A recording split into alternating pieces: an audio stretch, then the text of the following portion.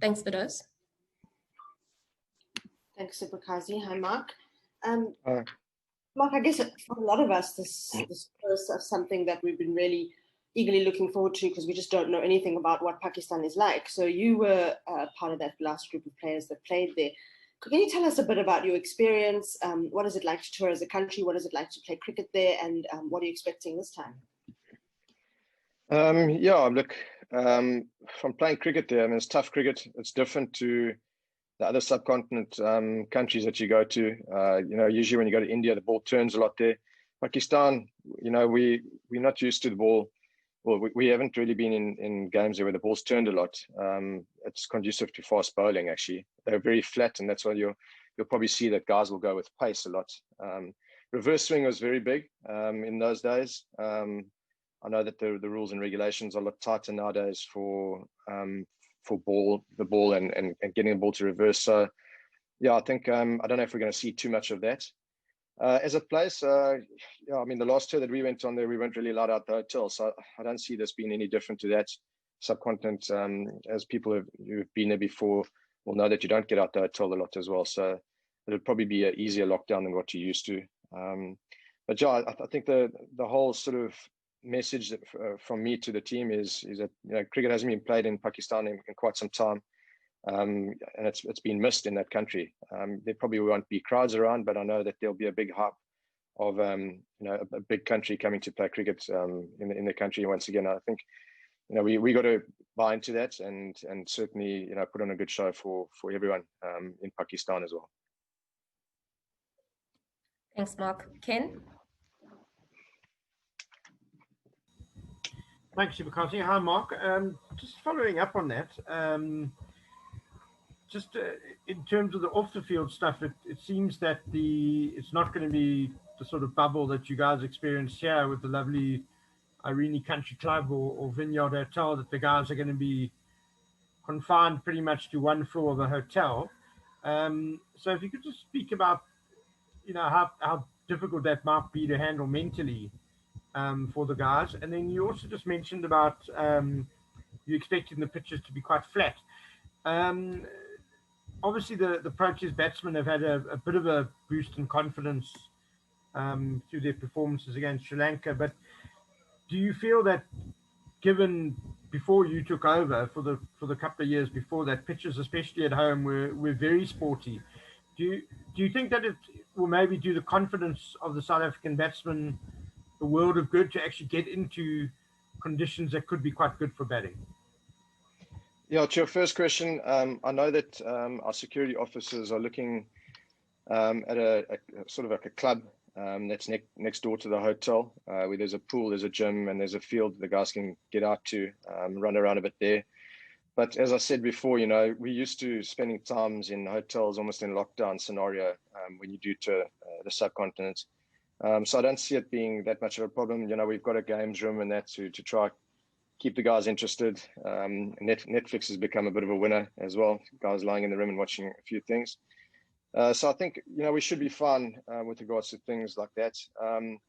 With regards to the flat wickets, we would have taken a bit of confidence, especially, most of our batters got some good time in the middle. They are going to historically, and I think that's the important word there, historically flat wickets. I haven't spoken to Mickey Arthur after the Sri Lankan series. He also alluded to the fact that the wickets were very good for batting.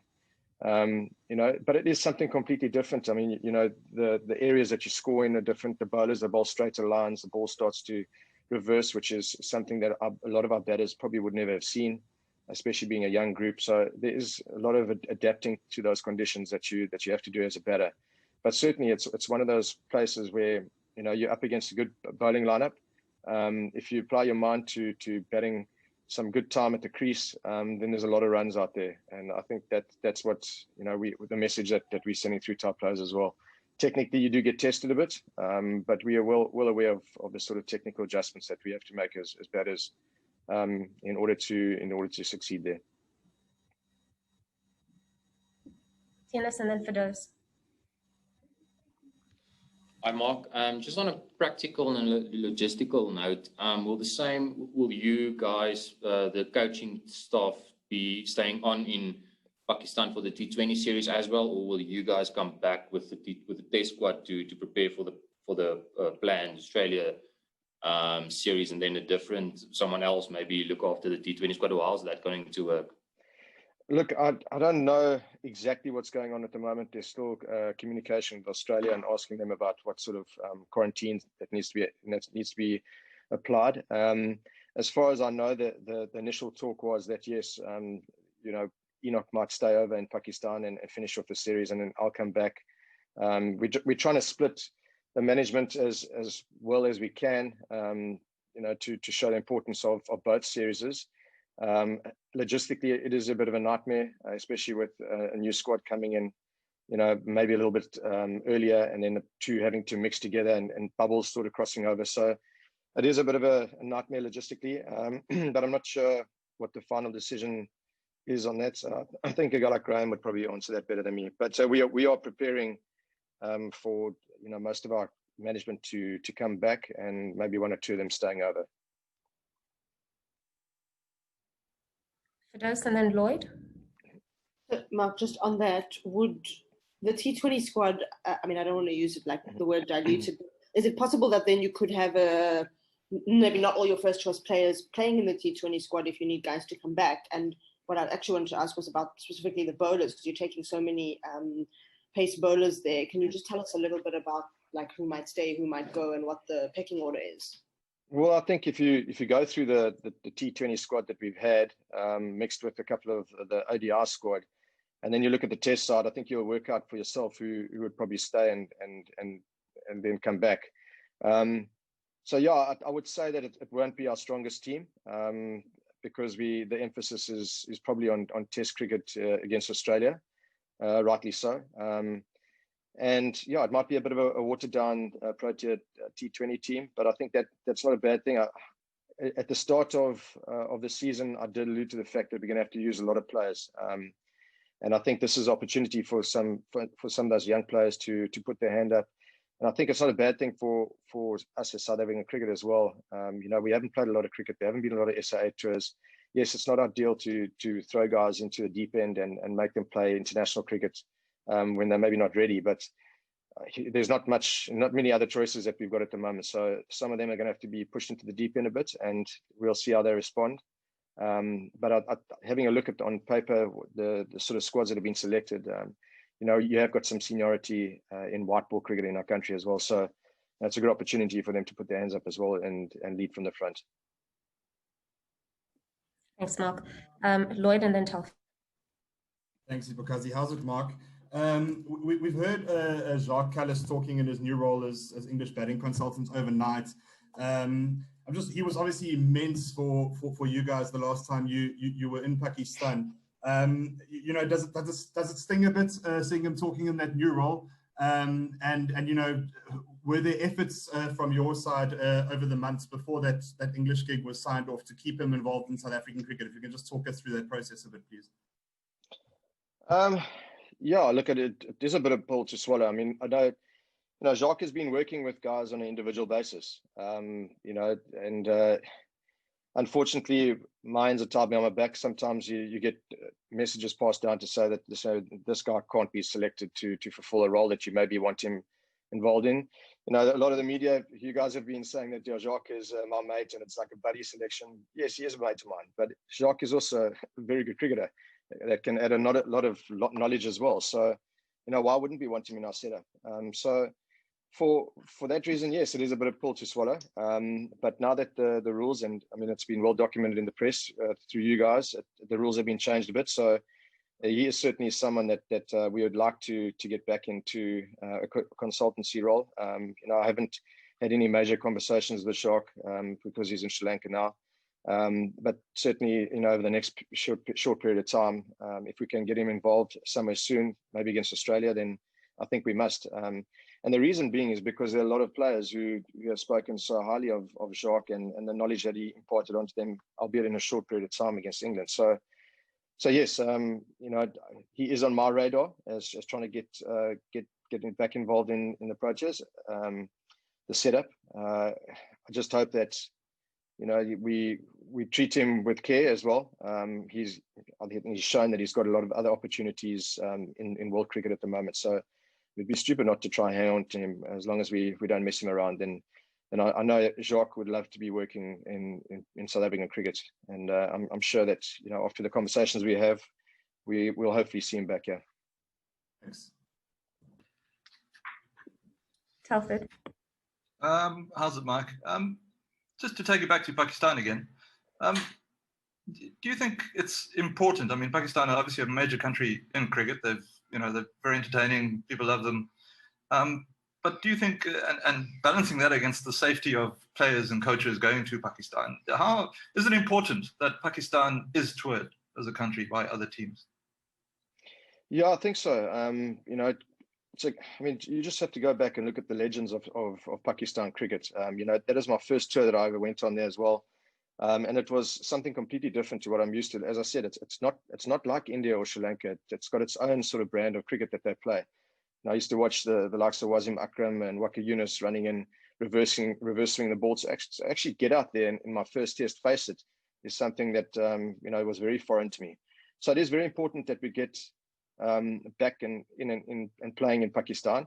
However, safety is a major concern. I don't like to micromanage. I've said that before. So there's been a lot of guys have actually gone over there to go have a look and do a bit of a recce of the situation over there, and they've come back and they said it's safe.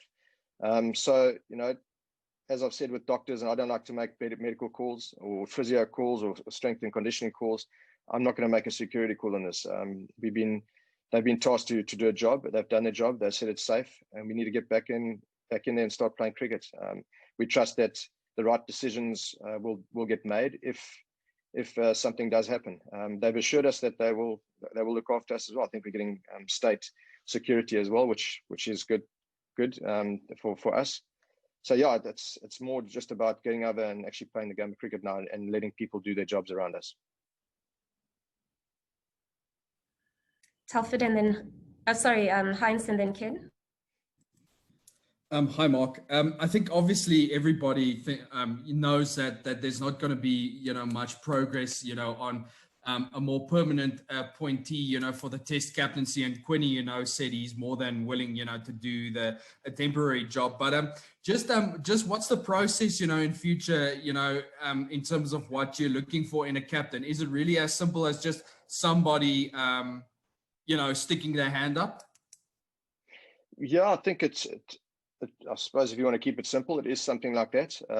We've got we had a very unsettled sort of test team, the guys who were still trying to find their feet. And I know that the difficulty in being a test captain, it's not as simple as just rocking up and saying, okay, fine, I'll do the job. There's a lot of other stuff that goes with the job, criticism, praise, and press conferences, all that type of stuff, which, certain individuals, they don't really enjoy that. But for me, you got to keep your place in the team as well.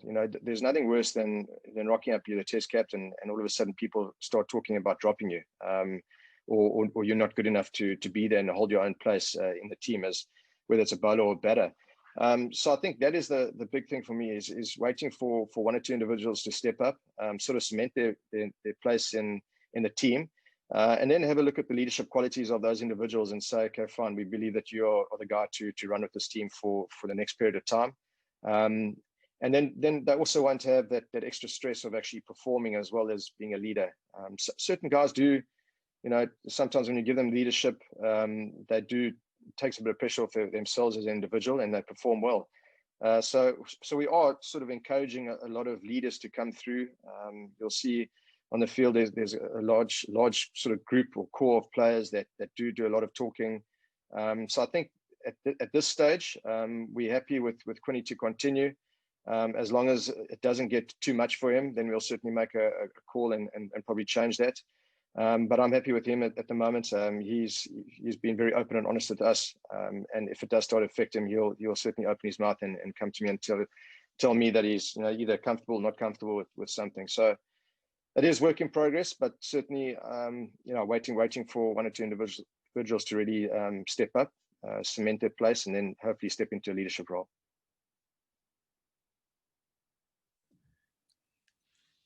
Ken, Nati, Aditya, Nathan, and then we'll finish off with Sean. Mark, just going back to reverse swing, it used to be a thing that the Proteas were really strong at. I mean, we were probably world leaders at one stage in using reverse swing. Do you feel that that's a capability that's still within the side, or is that something that needs to be rebuilt? Well, I think it's something that certainly needs to be looked at. I mean, there's one thing. You can be a good reverse swing bowler, but if the ball's not reversing, then it doesn't make a difference. So we need to get the ball to reverse somehow. During COVID times, you know, where you've got to be very careful on how you sort of look at the ball. You know, there's always legal ways of sort of scuffing up one side to try and get a bit of swing. So we'll have a look into that. But yeah, certainly a lot of our bowlers have never really had to deal with reverse swing. You know, just being in the franchise system, sometimes we actually do, just if we go down to sort of places where we feel that reverse swing is going to be important, we sort of scuff one end of the ball up to allow for that swing to happen, and guys can't control it because they don't usually bowl with it. It's something that is completely different. So I think it'll be a good lesson for our guys as well. You know, KG's bowled really well with the reverse swing ball, so he'll be immense in passing that knowledge on to the young bowlers as well. But yeah, thankfully we've got a couple of days before, so we'll probably look into, first of all, chatting on how we're going to get the ball to reverse, and then certainly giving guys the ball that is reversing and sort of chatting to them about lines and lengths. The nice thing as well is that we've got a bowling coach who was the master of it as well in Langers. So, you know, I feel very comfortable that he'll make some good calls with regards to getting it right. Hi, Mark. It's Nat here from NEGFM Polokwane. Okay. Oh, there. Sorry, my lights just came in. Yes, no problem. Yes, it's Nati from NEGFM in Polokwane. Just your reaction on Lutosi Pamla and Mulder for making it into the top 50 ICC Test cricket rankings, and also because this is for the first time South Africa will be touring Pakistan since 2007. What do you expect from Pakistan? So first of all, in Luto, I think, you know, I answered that question at the end of the series as well. I mean, I think he's been fantastic. You know, probably he's a youngster. He dealt with the pressures in his own way in the first test, in the first session. The positive I took from that was that he's obviously very passionate, which is a good thing. And just the way that he developed over a very short period of time was fantastic to see. So I'm very happy with Luto's progress. A place like Pakistan will only be very good for him as well. He'll learn a lot about his game, about his bowling, speaking to guys in those conditions as well. So very happy with where Luto is at the moment. With regards to Pakistan, I mean, yeah, and rankings and all that type of stuff, we're not really looking into that at the moment. This is more just about trying to focus on what we can control and how do we develop our team into a competitive team again. So, you know, we've chatted about certain goals that we've got, and those goals are sort of short-term goals at the moment. The long-term goals will come in the future, where we feel more comfortable to focus on those. Right now, it's short-term focuses and trying to get the best out of a team that is still in the building phase. Aditya. Hi, Mark. The current crop of Pakistani players hasn't played a lot of international cricket in Pakistan over the last decade. Do you think that home advantage won't be as much of a factor, even though they have played a little bit of domestic cricket? No, absolutely. It'll be a big factor. I think they brought up playing in those conditions. And yes, I know what you say, that they haven't played a lot of international cricket there, but, you know, they've played domestic cricket there. Their games are very suited to that sort of style of play. So even the places that they have been playing, they've been playing a lot of cricket in Dubai. You know, that they'll also, those conditions are pretty similar to Pakistan. Maybe not as good batting wickets, but yeah, I do think that there's a massive advantage that they'll have in their home conditions. I see they've just come back from New Zealand now, which is, you know, sort of different conditions to what they're used to. But yeah, we have to wait and see. I mean, I watched a couple of games that Zimbabwe played there. The wickets did look pretty good. Yeah, we're not too sure what conditions we're going to get when we get down. I'm expecting good cricket wickets, nice flat batting tracks. So I think it's going to be testing for the bowlers. And like I said, you know, pace is always something that has really come out of the Pakistan teams when we've been there. They've got the ability to change a game very quickly, and I'm sure that's what we're going to be confronted with again. Nathan. Hi, Mark. The exit was a big loss in the batting department, and obviously you mentioned. Sorry, I didn't get the first part of your question there. Please repeat that, Nati. Nathan, we lost you for a second there. All right. Hi, Mark. Do you believe a Jock Kallis exit was a big loss in the batting department? You did mention you're looking to bring him back, if I'm correct. Then lastly, how will this be done, taking into consideration the transformation policy? Okay, first of all, I'm not going to speak on transformation. You can ask Max or Don about that. I just picked up that we are allowed to have white consultants. I picked it up from the media. He is a massive loss, and the reason being, and I said it before, is the fact that a lot of our batters were working with him, and then even during the off season, just having chats over Skype or over Zoom and stuff like that. I know he had a session with Temba Bavuma here down in Cape Town, and Temba speaks very highly of him as well. There's a lot of knowledge that Jacques can pass on to not only Temba but all of our other batters as well. I mean, the guy's played over 150 Test matches for his country, so. The batting knowledge that he's got, along with a couple of other guys in this country, needs to be utilized. And the start was there, and then it was sort of taken away from the players. So, hopefully we can get him back and get that information to the players. It can only do them the world of good speaking to a guy like that, if that answers your question. Thanks, Mark. We'll finish off with Hloni. Hi, Mark. This is Hloni from ENCA. So, Hloni, we're losing you. Sorry, you're breaking really bad. My question was just to get clarity on Jacques Kallis, and I know Hi, this should be better. Thanks. Please try again and start the question from the beginning. Okay. Yeah.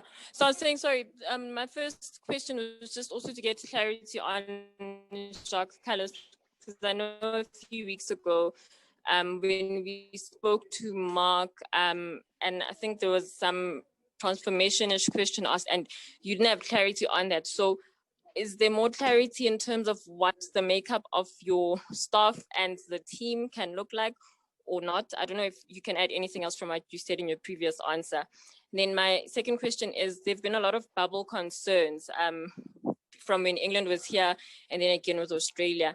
Does your team have any concerns about the bubble in Pakistan? Okay, first question. No, I can't give you any more answers because no one's spoken to me about anything. The only thing I've done is read the media reports, and I think one of you guys must have written about Judith, I think, where she said that we are allowed white consultants again. So yeah, that's the only thing I can answer that. As I said, with regards to transformation questions, I think you're asking the wrong person. I think a guy like Max would probably be the best guy to speak to with regards to rules and regulations there. With regards to the bubble, as I said, we're expecting nothing different from sort of touring subcontinent conditions. You stay in your own room for most of the time. There's always a team room available, so that won't be anything different for us. The difficult part is there's a lot of testing that goes on. The first couple of days you've got to self-isolate. We've done it before now, and it was very successful in Irene. So I think the guys know what to expect there. Albeit it's quite a difficult time. We'll make it work. We have to. I think it's important that we get cricket back onto the TVs again. So yeah, from that perspective, we know what we're going into, and we just got to make it work. Just, has the team been in a bubble sort of environment since the end of the Sri Lanka series? No, they haven't. No, they've been allowed to go home. We were given a stern chat by the doctors as well that we needed to make sure that we looked after ourselves. We've had 2 tests now before we've had to leave for Pakistan tomorrow. Today was our final test. But yeah, I mean, we told the guys to just look after themselves, try to stay away from big crowds. It's a very difficult time for guys. A lot of their families on holiday and that. They're coming back now, but as long as they spend time with families and they do it in a good environment and follow the government regulations, that's the only thing you can really do. You can't put them in a sort of jail cell for the whole year.